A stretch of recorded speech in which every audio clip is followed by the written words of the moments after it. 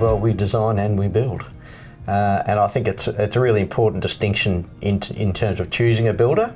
If we do the designs and we build the designs, and I think that there's a couple of important things to understand and unwrap amongst all of that. Matt, you're very big into the design side of things because you're the builder who's got to warrant the work, and a lot of that ties up with the design. Oh, exactly. We see it all the time. People unfortunately might go and get some drawings done by an outside party and doesn't consider how a builder would actually go and build it. Yep.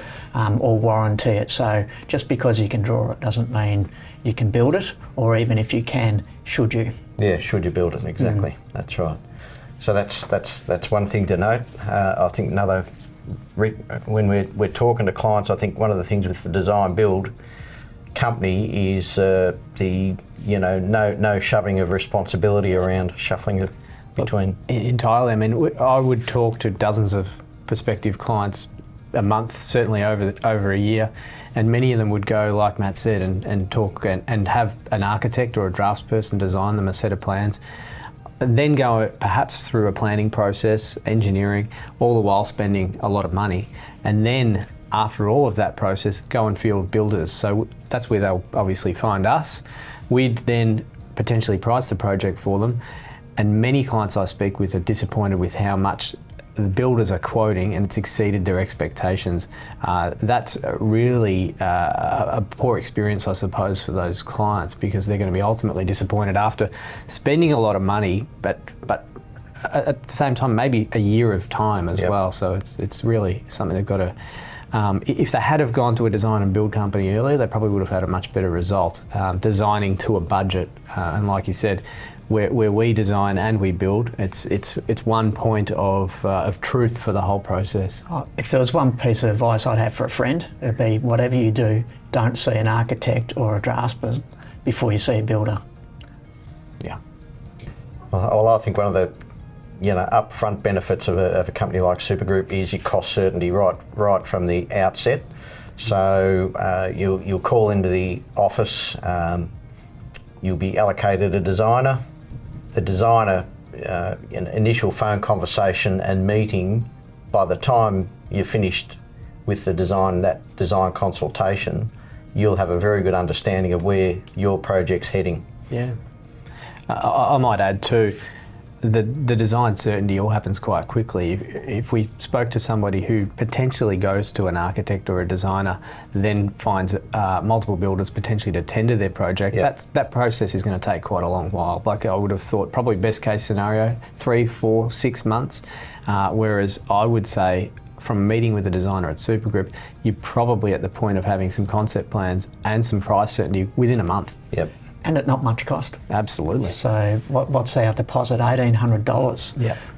And for that, we're actually doing quite a bit of homework. You're getting quite a bit of value. That's not a drawing you can build off, but it's something that we can price off. Yeah, absolutely. And you get that certainty for your budget.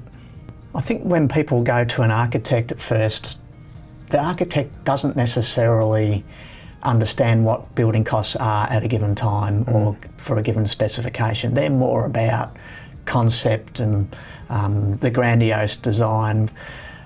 They can be very creative, and that has its place, there's no doubt about it.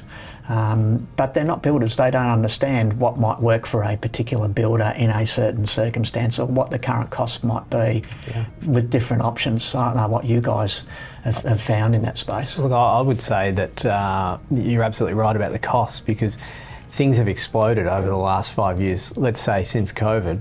I think it would be very hard for an architect, in fairness, to know how quickly things have cost escalated. So what might have costed $300,000 5 years ago is very likely it costs $500,000 now. So it's not that they're out of touch, but things have moved so rapidly. One of the problems that you might have with, or a client might have with, architectural plans done by a third party is that they don't consider what a builder's going to look at in terms of warranty. There are things that you can do legally, but maybe they're not the best practice. I think of things like putting a tile balcony over a living area. Balconies are renowned for leaking. That's just going to cause problems longer term, and any really high quality builder is going to do their best to avoid things that are going to be a long-term problem for the owners. Well, I'll jump in. I'd say that one of the really important things is if you've got a conflict in the plans, the builder goes to build it and he says, look, we've got an issue here, we've got to get this redesigned or whatever. You've got to go back to the architect to get the drawings redone. Who pays for that? One of the real differences with a design build is that there's only one person that you've got to speak to, and that's us.